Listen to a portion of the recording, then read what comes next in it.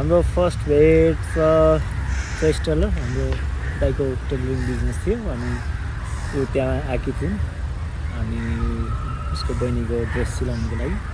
अनि त्यही बेलामा उसले अझ मार्क्स लागेको थिइन्। मैले उसलाई फेस पनि देखेँ होइन, मैले आँखा मात्रै देखेको खासमा। अनि उसको आँखा चाहिँ मलाई एकदमै अट्र्याक्टिभ हुन्छ नि, त्यो आँखा चाहिँ मैले एकदमै याद गरिराखेको थिएँ। अनि त्यो बेला पछि ऊ दोस्रोचोटि अब त्यो सामान्य पसल लागेको बेलामा चाहिँ अनि हाम्रो एकछिन कुराकानी भएको थियो। हाम्रो लगभग 10 मिनट जस्तो कुराकानी भयो र त्यो 10 मिनटको कुराकानी एकदमै इन्ट्रेस्टिङ होइन, एकदमै टची कुराहरू भयो। अनि त्यसपछि उसको र मैले उसलाई फलो गर्नको लागि चाहिँ अनि उसको नम्बर बिलमा भएको नम्बरबाट उसको चाहिँ फेसबुकमा सर्च गरेँ अनि उसको एउटा अर्कै नामबाट आइडी थियो, तर पनि मैले पत्ता लगाएँ अनि उसलाई फ्रेन्ड रिक्वेस्ट पठाएँ। अनि त्यसपछि उसले एक्सेप्ट गरी मैले उसको पुरानो फोटोहरू हेर्दै गएँ। अनि लाइक हुन्छ नि अब मेरो क्याटेगोरी टाइपको सिम्पल होइन, मान्छे पनि राम्रो, स्माइल पनि राम्रो, अझ म त फोटो हेर्दा फिदा जस्तो त्यस्तो टाइपको भएको त्यो बेलामा। अनि त्यसपछि अब हाम्रो दोस्रो भेट कहाँ भयो?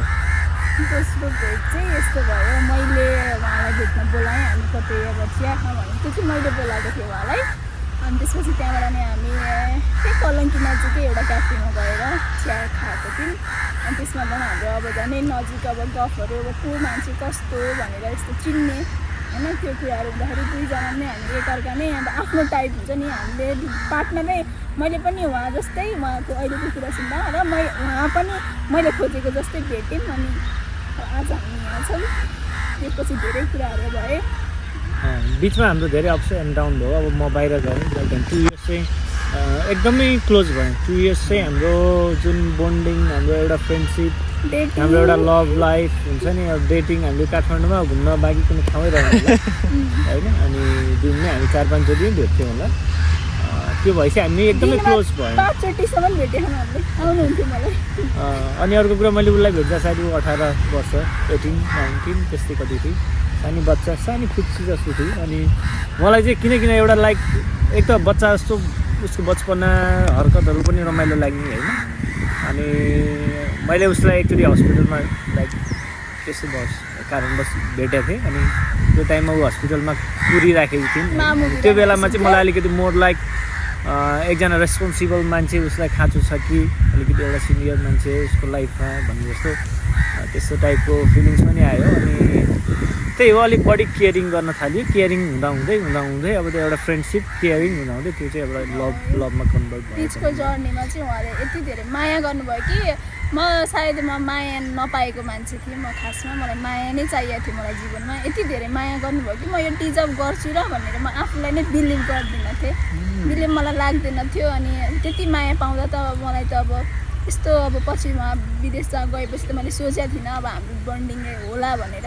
तर जब हामी टाढा भयौँ झन् हाम्रो एकदम इन्ट्रेस्टिङ भयो। हामीले लङ डिस्टेन्स पनि एकदमै इन्जोय गऱ्यौँ हामीले। टाइम पिरियड चाहिँ कति भयो अनि तपाईँहरूको यो लभ एट फर्स्ट साइट थियो कि थिएन? अनि तपाईँहरू दुईजनामा चाहिँ कसले पहिला चाहिँ एप्रोच गरेको? त्यहाँ जाउँ न त। अब यो रिलेसनसिप हाम्रो 6 इयर्स प्लस भयो भनौँ न। 17 को 18 मा त्यस्तै के हाम्रो भेट भएको थियो। 24 भयो भनेपछि अनि एकदमै इन्ट्रेस्टिङ भयो सबै कुरा। अब फ्रेन्ड रिक्वेस्ट मैले पठाएँ उसलाई। प्रपोज चाहिँ यस्तो अब कुरा चाहिँ उसले मलाई हिन्ट दिएको हो खासमा, तर उसले मलाई भन्न लगाएको जस्तो त्यतिसम्म हिन्ट दिएर चाहिँ अनि मैले उसलाई प्रपोज गरेको। प्रपोज चाहिँ मैले गरेको उसलाई। लभ एट फर्स्ट साइट चाहिँ के हो त्यो चाहिँ? लभ एट फर्स्ट साइट त मैले भने नि सुरुमा त उसको अब आँखा नै आँखै मन पऱ्यो मलाई चाहिँ अलिक, किन त्यो एउटा हुन्छ नि सानो भेट नै एकदम टची लाग्यो भनौँ। त्यो भएपछि अब सुरुमा म नै अलिकति फिदा भएको हो कि? तपाईँहरूलाई कहिले चाहिँ रियलाइज भयो कि अब चाहिँ हामी लाइफ लङ टुगेदर हुनुपर्छ जस्तो चाहिँ कहिले रियलाइजेसन भयो? अब म जब बाहिर गएँ, बाहिर भइसकेपछि अब सबै कपाल अस्ट्रेलियामा अब जो पनि कपाल है घुम्न गयो, कपाल उता गयो, कपाल अब एक्लै पनि गाह्रो हुन्छ बाहिरको लागि एउटा मोटिभेसन गर्ने एउटा केयरिङ गर्ने सबै कुरा हुन त उसले हामीसँगै नभए पनि गइराखेको थियौँ तर पनि त्यो सबै कुराहरू भएको भएर चाहिँ अब इट्स अ राइट टाइम होइन म पनि नेपाल आउने मेरो पनि त्यहाँको कामहरू सबै सेटलमेन्ट गरेर आएको भएर चाहिँ प्लस उसको पनि यता आफ्नो करियर सबै पढाइसढाइ सबै कम्प्लिट गरेर अब यो चाहिँ हाम्रो राइट टाइम हो है भन्ने हिसाबले हामीलाई लाइक हुन्छ नि अब समयले नै एकदम राइट बनाएर अनि यहाँसम्म ल्याएर अब यो चाहिँ एकदम बेस्ट टाइम हो भनेर हामीले चाहिँ अब भन्नुभएको खासमा तपाईँहरूको यो जुन जर्नीको सबैभन्दा बेस्ट पार्ट चाहिँ जुन तपाईँहरूलाई हुन्छ नि एक्साइटेड अथवा त्यो त अहिले पनि Memorable. घुमिरहेको त्यो टाइपको बेस्ट पार्ट चाहिँ कुन छ अथवा मोमेन्ट ल यो चाहिँ तिमी भन हाम्रो यो रिलेसनसिपको अब कुनै पनि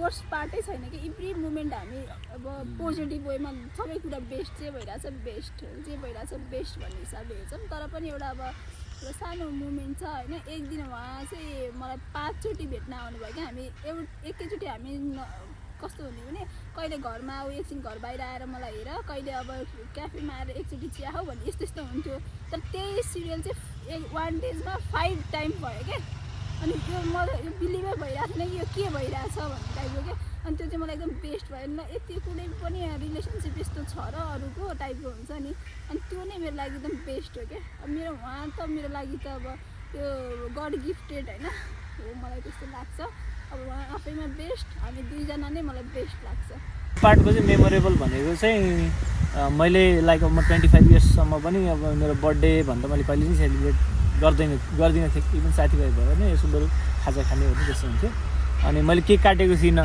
त्यो कुरा मैले एकचोटि यस्तै प्रसङ्गवशलाई भनेको थिएँ होइन उसको एउटा त्यो बानी राम्रो छ कि मैले केही कुरा भने उसले त्यो कुराहरूलाई क्याच गरेर चाहिँ पछि मलाई कसरी त्यसलाई इन्ट्रेस्टिङ बनाउने मेमोरेबल बनाउने अनि त्यो दिन गोर्खामा थिइन् हो अनि उहाँ घरबाट पनि मेरो बर्थडेकै दिन आएर होइन अनि सबै केक सेक अलरेडी रेस्टुरेन्टमा अर्डर दिएर सरप्राइज केक अर्डर गरेर होइन अनि 25 इयर्समा चाहिँ मैले फर्स्ट केक काटेको थिएँ कि खासमा त्यो कुरा चाहिँ मलाई एकदमै मेमोरेबल लाग्छ गएको दिनमा तपाईँहरूसँगै हुने होला छ होइन त्यसपछि चाहिँ तपाईँहरूको फ्युचर प्लान के छ अब कसरी अघि बढ्ने छ अब लङ टु गो छ नि त कसरी जाने प्लान छ लाइफ लङ छ होइन एकदमै लामो छ र अब हामीले के प्लानहरू त गरिरहेको छौँ अब अहिले त म बाहिर बस्छु होइन डेफिनेटली पनि अब अलिक समयपछि पनि बाहिरै जान्छु अब उहाँ गइसकेपछि अब